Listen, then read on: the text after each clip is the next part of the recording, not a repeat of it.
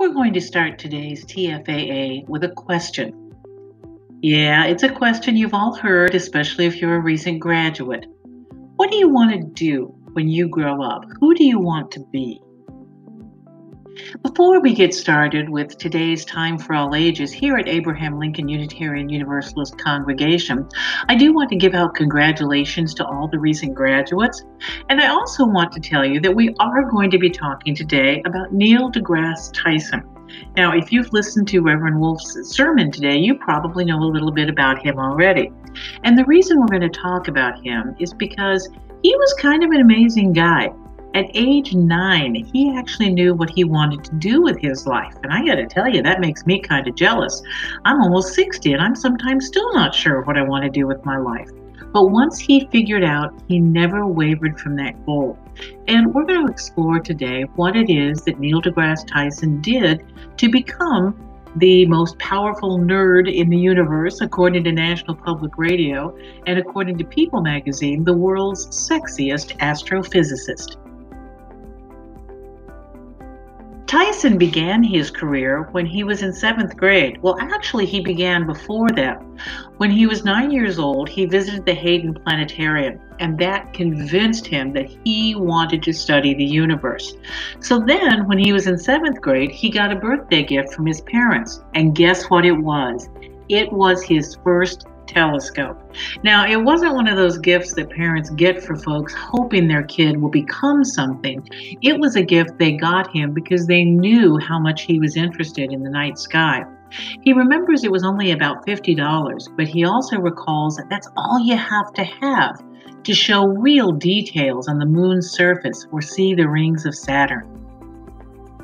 Now, like so many of us, Neil deGrasse Tyson was not satisfied with that first telescope. I mean, we're never satisfied with the first thing we have. But guess what he did?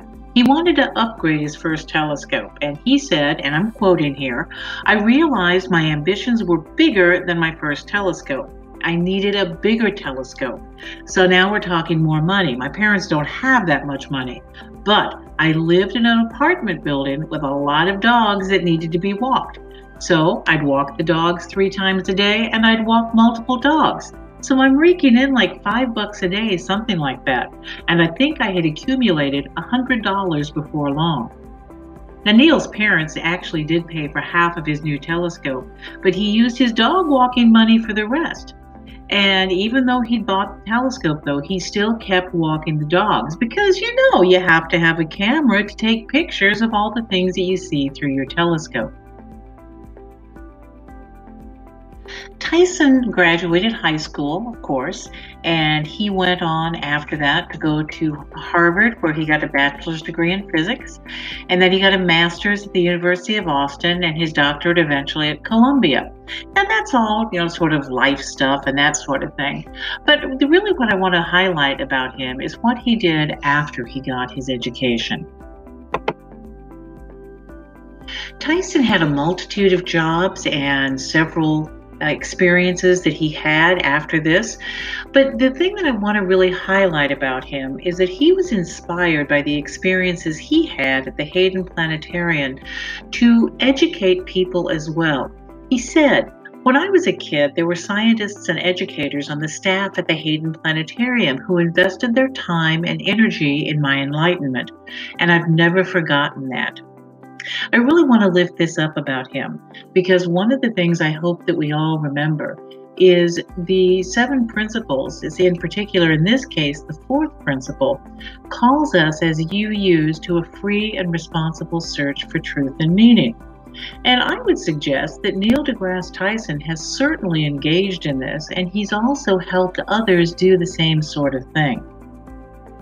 Now, I'm certainly not saying you have to go out and become an astrophysicist or anything like that. I'm not even saying that you need to know what you want to do at this point.